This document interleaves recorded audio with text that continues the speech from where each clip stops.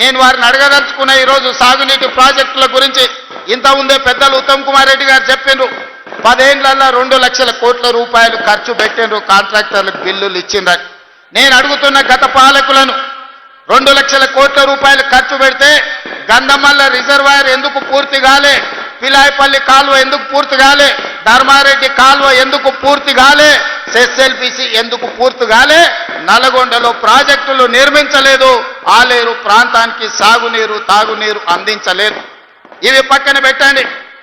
ఈనాడు ఈ నల్గొండ ప్రాంతంలో నేను అడగదలుచుకున్న మా ప్రాంత రైతులను, ఈ ప్రాంత ప్రజలను, ఆనాడు నవంబర్ 8 నాడు నా జన్మదినం ఉన్నదని వేలాది మంది ఇంటికి వస్తామంటే నేను కాదు కూడదు లక్ష్మీ నరసింహస్వామిని దర్శనం చేసుకుని మూసి కాలువలో మా నల్గొండ బిడ్డల బతుకులు ఎట్లా చింద్రమైపోతున్నాయో వాళ్ళ మధ్యలో గడుపుతానని నా జన్మదినం రోజు మీ దగ్గర వచ్చి రోజంతా పాదయాత్ర చేసి మీరు పడుతున్న కష్టాలను కల్లారా నేను చూసి ఆనాడే నేను ఈ ప్రాంతానికి మాట ఇచ్చిన 600 అక్కడి సూర్యుడు ఇక్కడ ఉదయించిన ఎవరు అడ్డం పడ్డా తొక్కుకుంటైనా పోతాం, మూసీ నది ప్రక్షాళన చేసి తీరుతాం,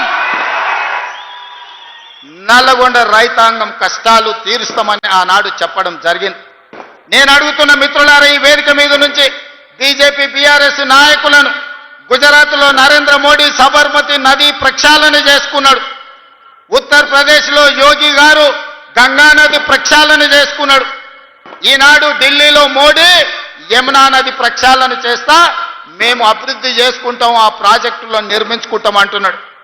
మరి నేను ఇవాళ అడుగుతున్న బీజేపీ బీఆర్ఎస్ వాళ్ళను, నరేంద్ర మోడీ సబర్మతి నది కట్టుకోవచ్చు, యోగి గంగా నది కట్టుకోవచ్చు, ఢిల్లీలో యమునా నది మీరు ప్రక్షాళన చేసుకోవచ్చు. మరి తెలంగాణ ప్రజలు, ముఖ్యంగా నల్గొండ బిడ్డలు మూసీ నది ప్రక్షాళన ఎందుకు చేసుకోకూడదు? మూసీ మురికిలోనే మేము చావాలన్నా? మా ఆడబిడ్డలు, మా ఇతర ప్రాంతాల వాళ్ళు, నల్గొండ ఆలేరు భువనగిరి ప్రాంతాలకు ఆడపిల్లలు ఇవ్వాలంటే, వాళ్ళు తల్లులు కావాలంటే కష్టం ఉన్నది. ఆ ప్రాంతం విషపు నీళ్లు తాగితే బిడ్డలు పుట్టరు అనే ఒక పరిస్థితి, ఒక విషమ పరిస్థితి ఉంది. ఇవాళ మా ఆడబిడ్డలు కన్నీళ్లు పెట్టుకుంటుంటే ఈ బీఆర్ఎస్ బీజేపీ నాయకులకు కనిపిస్తలేదా? పుట్టబోయే బిడ్డలు కాలొంకరనో కన్నొంకరనో లేకపోతే బలహీనతలతోని బలహీనంగా పుడితే ఆ పాపం, ఆ ఉసురు మీకు తలగదా అని చెప్పి బీజేపీ బీఆర్ఎస్ నాయకులను అడుగుతున్నానే. మిత్రులారా, నేనేం ఎర్రవల్లిలో మీ ఫామ్ హౌస్ గుంజుకుంటా అనలే, మోయినాబాద్ ఫామ్ హౌస్ను ఆక్రమించుకుంటా అనలే, జన్వాడలో మీ ఫామ్ హౌస్లో జెండా వాతుతాను నేను అనలే.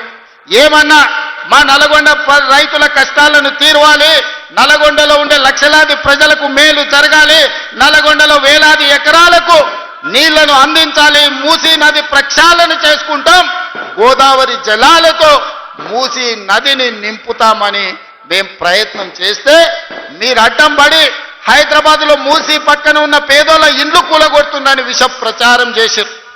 నేను అడిగిన ఆనాడు వాళ్ళని అసెంబ్లీలో, మూసీ నది పక్కన ఉన్నోళ్ళు ఎవరు?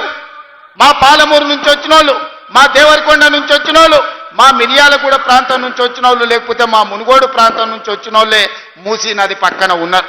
వాళ్ళందరికీ అవసరమైతే 1000 ఎకరాలలో మంచి ఇండ్లు కట్టిద్దాము, ఇందిరమ్మ ఇండ్లు కట్టిద్దాం, తలా 120 గజాల ప్లాట్ ఇద్దాం, ఏం కావాలన్నా వాళ్ళని ఆదుకుందాం, మంచి పాఠశాల పెడతాం, మంచి కాలేజీ పెడతాం, వాళ్ళ పిల్లల్ని ఆదుకుందాం, వాళ్ళ జీవితాలలో వెలుగు నింపుదాం, అవసరమైతే 1000-2000 కోట్లు ఖర్చైనా ఆ మూసీ నది ఒడ్డున ఉన్న పేదలకు ఖర్చు పెడదామన్నాం. కానీ ఎవరు ముందుకు రాలే. మీరు ఇవ్వండి సలహాలని అడిగినాం, వాళ్ళకి మేలు ఎట్లా చేయాలనో చెప్పండి అన్నాం, కానీ వాళ్ళకి అది ఇష్టం లేదు. మూసీ కట్టొద్దు, నల్గొండ రైతులు బాగుపడొద్దు అనే ఒక విషపు ఆలోచనతో మూసీ నది ప్రక్షాళనని ఈరోజు అడ్డుకునే ప్రయత్నం చేస్తున్నారు. అందుకే మిత్రులారా, ఎవరేమైనా అనుకొని నల్గొండ జిల్లాలో ఉన్న 12 అసెంబ్లీలో 11 గెలిపించారు, 2 పార్లమెంట్లను గెలిపించారు. ఎవరు కూడా 50,000కు తక్కువ మెజారిటీ రాకుండా గెలిపించారు.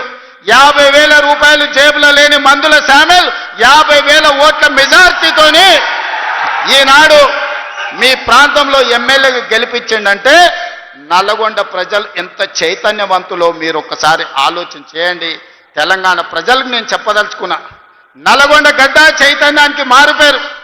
ఈ ప్రాంతం సర్దార్ సర్వాయి పాపన్న గౌడు ఏలిన ప్రాంతం, ఈ ప్రాంతం దొడ్డి కొమరయ్య పోరాటం చేసిన ప్రాంతం, ఈ ప్రాంతం చాకలి ఐలమ్మ స్ఫూర్తి తీసుకున్న ప్రాంతం. ఈ ప్రాంతం రావి నారాయణ రెడ్డి, ఆరుట్ల కమలాదేవి, ఆరుట్ల రామచంద్రారెడ్డి, బిఎన్ రెడ్డిలు ధర్మ భిక్షములు ఈ గడ్డ మీద నుంచి కొట్లాడిన ప్రాంతం. ఈ ప్రాంతం కొండా లక్ష్మణ్ బాపూజీ ఆనాడు తొలి తెలంగాణ ఉద్యమంలో మంత్రి పదవిని కాగితం ఇసిరేసి తెలంగాణ రాష్ట్రం వచ్చే వరకు పదవి తీసుకోనని త్యాగాలకు మారుపేరైన కొండా లక్ష్మణ్ బాపూజీ ప్రాతినిధ్యం వహించిన భువనగిరి ప్రాంతం ఈ నల్గొండ ప్రాంతం. మళ్ళీ తెలంగాణ ఉద్యమంలో తెలంగాణ కోసం రాజీనామా చేసి మళ్ళీ తెలంగాణ రాష్ట్రంలోనే మంత్రి పదవి చేపట్టిన కోమటిరెడ్డి వెంకటరెడ్డి ప్రాతినిధ్యం వహిస్తున్న ప్రాంతం.